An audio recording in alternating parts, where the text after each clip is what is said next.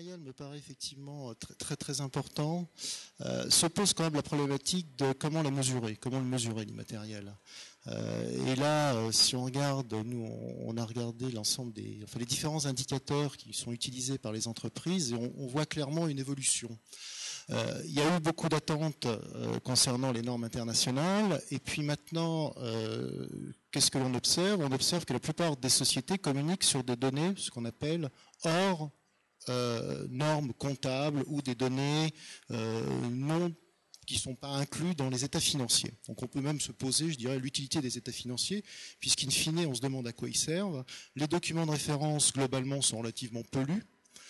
Et les états financiers ne sont plus regardés puisque l'entreprise communique sur des indicateurs autres qui ne sont pas dans les états financiers et qui sont ce qu'on appelle des données non-GAAP, mais qui vont même un petit peu au-delà, puisque maintenant, et je pense que c'est justifié, on voit apparaître des indicateurs qui tentent, je dirais, de mesurer la performance au niveau de l'environnement, au niveau sociétal, au niveau bien sûr de la gouvernance. Donc un ensemble d'indicateurs qui sort de plus en plus d'un cadre réglementé.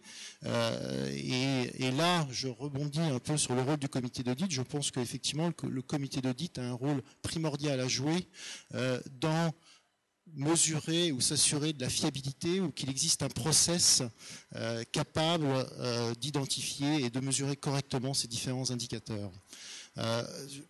En ce qui donc l'immatériel me paraît effectivement un point clé. Rôle du comité d'audit également. Après, si l'on va un petit peu plus loin, si on regarde les communiqués de presse, là je pense également que le comité d'audit a un rôle important à jouer. Pourquoi?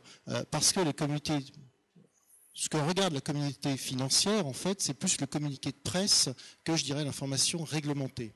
Ce qui signifie que ce communiqué, en fait, est clé dans la perception qu'a le monde extérieur de l'entreprise. Et on l'a vu récemment sur des communications inadéquates ou avec un timing ou même des erreurs dans les communiqués, que cela a un impact primordial et que ça peut en avoir bien sûr un impact sur le cours de bourse, sur la réputation de l'entreprise et tout ce qui en découle, aussi bien lorsque donc cours de bourse, mais également, il ne faut pas oublier, je dirais, les impacts indirects que sont la capacité de financement. On a vu que sur des communiqués de presse erronés, le cours de bourse dégringole, mais qu'après que les capacités de financement de l'entreprise sont fortement impactées, la capacité de rétention des talents également, et là on rejoint également l'immatériel. Donc tout un ensemble d'indicateurs sur lesquels, je dirais, les entreprises communiquent de plus en plus, qui ne sont actuellement pas tellement définis. Je sais qu'il y a des réflexions dans le monde sur comment définir ces indicateurs autres que comptables. Et je dirais qu'en l'absence de définition, la gouvernance est importante pour effectivement pouvoir s'assurer qu'il y a déjà une traçabilité, qu'il y a une fiabilité, qu'il y a une certaine pertinence de ces indicateurs.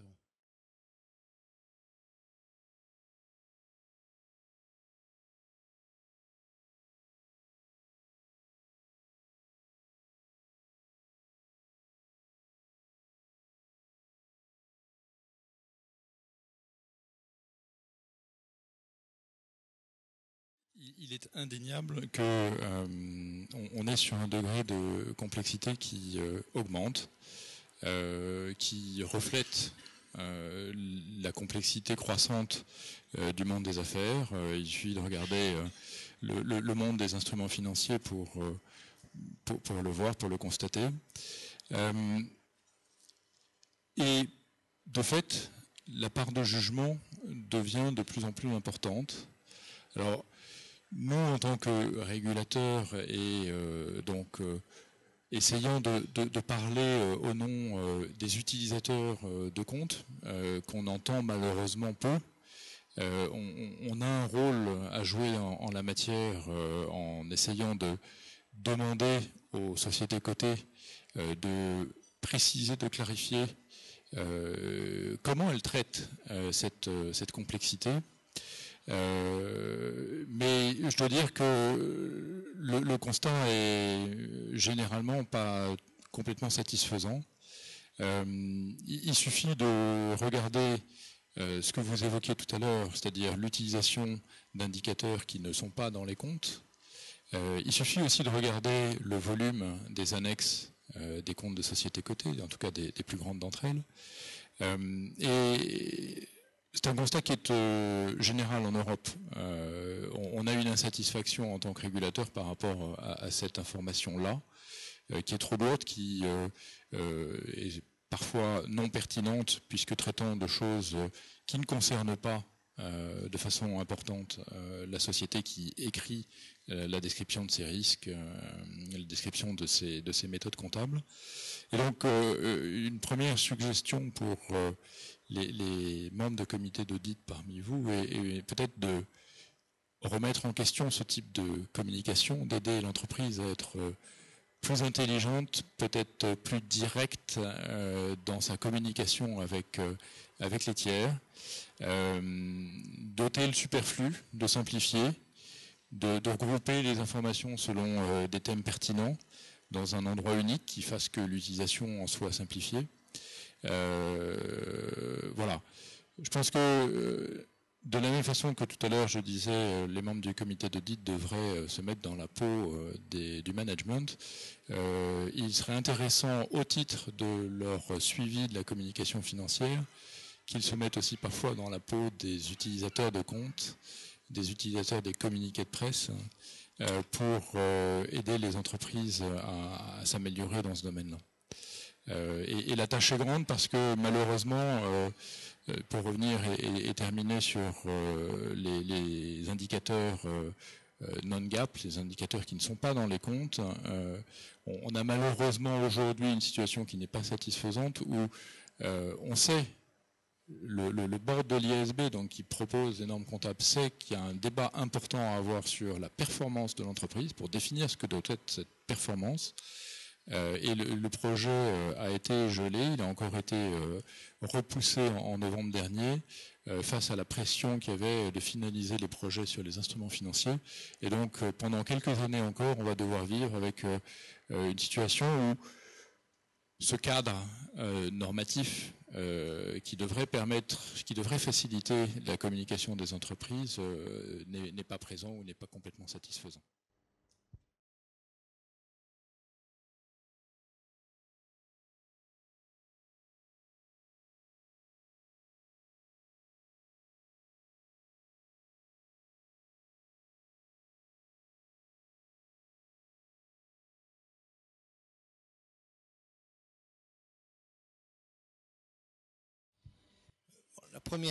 La première donnée qu'il faut avoir, c'est qu'on demande aux entreprises de communiquer en fait beaucoup trop. Et l'identification de ça, c'est que j'ai fait demander un chiffre à mes équipes. L'information financière qui est donnée dans le cadre des rapports annuels fait en moyenne pour les 100 premières sociétés françaises approximativement 700 pages. Donc une entreprise qui doit produire 700 pages d'informations tous les ans, alors même qu'on va dire qu'au fond, on n'a pas la bonne information, qu'on n'a pas les vraies informations, qu'on n'a pas les informations les plus utiles, ou qu'elles sont difficiles à trouver, ou pire, qu'on n'a pas compris, c'est quand même terrible. Donc ce constat-là, il faut quand même qu'on essaye de le régler. C'est-à-dire qu'on ne va pas continuer à faire... Alors, il y avait une solution, moi je m'étais dit, quand on m'a fait travailler sur les aspects d'information sur les actifs immatériels, je me suis dit, on pourrait faire un rapport. Donc je me suis dit, ok, on pourrait atteindre facilement 1000 pages, voire 1002. Et vous voyez bien que ce n'est pas la bonne solution, c'est-à-dire que ça ne marche pas. Donc les deux maîtres mots, c'est l'intelligence et la simplicité. Je reprends vos mots et je pense qu'ils sont clés. L'intelligence, c'est qu'il vaut mieux une information sur la dynamique de l'entreprise et le management actif de l'entreprise. Autrement dit, quelque chose qui met en mouvement l'entreprise qu'un constat à plat, qui n'a pas un grand intérêt, ou qui n'a intérêt que secondairement et qui donc pourrait être trouvé au terme d'une recherche. Et donc c'est très important, c'est que je pense que l'essentiel de l'information doit plutôt être dynamique que statique. Et la deuxième chose, c'est qu'il faut s'aligner sur la personne la moins sachante, et que donc il faut accepter qu'il faut s'aligner sur l'actionnaire individuel et sur l'actionnaire salarié, sur la compréhension possible de l'information qui est donnée. Parce que c'est la base de la stratégie de communication, de s'aligner sur celui qui comprend le moins. Si on respecte ces deux principes, alors on a une chance d'arriver à avoir une communication digne de son nom. Et à ce moment-là, on règle en même temps la question de la diversité des cibles. Il restera un petit sujet qui est de garder une qualité d'information pour les sachants. Et de ce point de vue, quand on avait fait une étude sur la façon dont les analystes financiers trouvaient leur information, ce que les analystes aimaient, c'est qu'ils aimaient pouvoir comparer les informations sur plusieurs cycles financiers. Et donc, en fait, ils faisaient des recherches antérieures. Et ils se plaignaient du fait qu'à l'époque, il y avait une grande instabilité des chiffres qui étaient donnés par l'entreprise et que donc les éléments de comparaison manquaient. Et c'est intéressant parce qu'au fond, on se rend compte qu'en fait, les gens qui sont les plus forts et les plus sachants vont travailler en profondeur sur l'information et pas du tout sur l'horizontalité de cette information. Donc c'est vraiment un constat qui rend très inadéquate l'information telle qu'elle est faite. Moi je pense que là vraiment aujourd'hui, on est à un moment où on peut se dire, remettons un peu en cause la façon dont on travaille l'information. Alors c'est un travail qu'il faut faire avec, évidemment avec l'AMF, il faut faire avec les directeurs financiers, qu'il faut faire aussi, je pense, avec les analystes qui de plus en plus vont chercher l'information avant et en dehors de l'information officielle, ce qui fait qu'en fait il y a une sorte de système parallèle qui s'organise, qui est quand même devenu un système extrêmement puissant dans la relation des chefs d'entreprise avec les marchés financiers, c'est qu'ils travaillent essentiellement sur une information en off, ce qui vous rappelle peut-être des relations avec les médias, hein. Et donc on est dans un système qui entre, à mon avis, hein, aujourd'hui, on a intérêt à se dire, prenons une position pour une information plus intelligente, plus claire, plus succincte et plus stratégique. Voilà les maîtres mots. Le deuxième élément sur le plan culturel sur lequel on se comprend pas, c'est les chiffres, effectivement. Donc là, il y a quelque chose qui s'oppose entre d'un côté une technique financière d'évaluation d'une entreprise, c'est les DCF et tout ce que vous connaissez qui est apparu il y a quelques décennies, d'un côté, et puis de l'autre côté, un bilan comptable qui a énormément progressé du fait des normes comptables, mais il a progressé sur la capacité à analyser le risque de contrepartie, mais pas à servir de base pour une évaluation. Et donc là, il y a une énorme conflit culturel qui se produit en permanence. Et j'en termine. Là où ce conflit est assez sérieux, c'est qu'après, il va se déporter dans l'entreprise.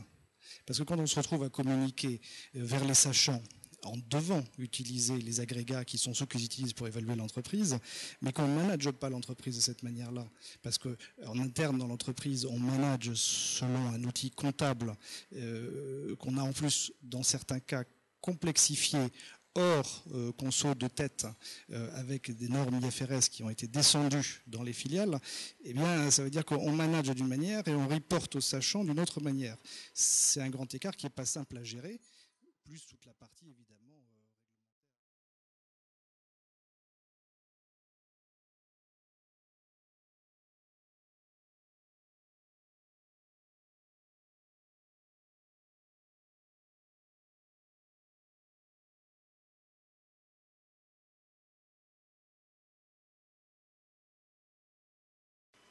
Bon, d'abord, entre le premier moment où j'étais membre d'un conseil d'administration, ça fait bien longtemps, et aujourd'hui, l'évolution est radicale.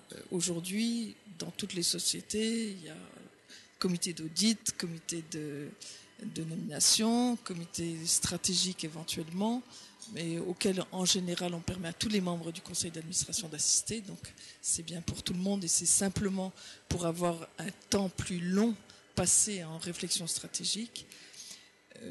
Comité, j'ai dû en oublier, comité des nominations, des rémunérations, et pour les banques, il y a souvent un comité supplémentaire qui est le comité des risques. Donc, comment je vois cette articulation malheureusement... je dis ça comme client. Bon, peut-être...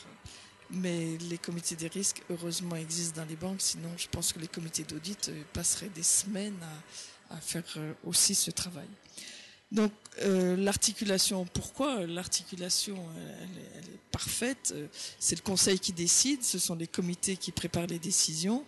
Les comités ont plus de temps donc pour analyser les dossiers, pour discuter avec le management, pour discuter entre eux, puisqu'ils sont de taille plus réduite, donc il y a des dialogues importants au sein de ces comités, et ils permettent donc aux décisions qui devront être prises dans un environnement certes de plus en plus complexe, d'être prises en meilleure connaissance de cause. Et je trouve que c'est très important de pouvoir voir les rôles respectifs du conseil d'administration, du management et des comités. Pour moi, le conseil d'administration, il doit vraiment d'abord s'assurer qu'il y a une procédure d'identification des risques et de suivi et de mitigation, je ne sais pas comment on dit en français, des risques. Ça, c'est le rôle premier du conseil d'administration, et lui, il doit regarder qu'il y a une procédure. Mais la procédure, c'est au management de la mettre en place. Et la procédure, c'est au comité d'audit de regarder très régulièrement que cette procédure est bien appliquée, qu'il y a une vraie méthodologie d'identification des risques, qu'il y a des propriétaires de chacun des risques, qu'il y a des plans d'action pour remédier à ces risques ou pour en diminuer les conséquences potentielles si ce risque était avéré. Et je pense que ce rôle qui n'existait pas pour les comités d'audit il y a 5 ans, je dirais, maintenant existe presque partout, et c'est un rôle tout à fait majeur. Mais il n'est majeur que dans la mesure où ensuite le comité d'audit dit bien au conseil d'administration comment ça s'est passé, et que le conseil d'administration, lui, à ce moment-là, vérifie que ce sont bien les risques principaux aussi dans son esprit qui ont été identifiés et mis en valeur, que les programmes d'action, etc., sont menés, mais qu'aussi cette procédure a une vie. Des risques qui peuvent être très importants une année ne le sont pas l'année suivante en fonction du changement de l'environnement. Et ça, c'est quelque chose qui doit être regardé tout à fait régulièrement. Et puis, il y a un dernier niveau, ou un dernier moment où le conseil d'administration doit bien regarder cela, c'est dans toutes les opérations qui sont importantes pour la société, les opérations d'investissement, de désinvestissement, de fusion, et éventuellement de cession. Et il doit analyser toutes ces opérations, non seulement au regard des conséquences financières pour l'entreprise, enfin je dirais d'abord au regard de comment ces décisions s'intègrent dans la stratégie de l'entreprise, ensuite au regard des conséquences financières pour l'entreprise, mais aussi et autant au regard des risques que cela peut faire courir à l'entreprise, que ce soit des risques humains, que ce soit des risques de perte de substances, que ce soit même à la limite peut-être des risques d'image, etc. Et cette dernière partie, d'analyser les grosses opérations, surtout si elles sont transformantes, mais même si elles sont plus mineures, de l'entreprise, au regard des risques que cela peut comporter, me paraît fondamental.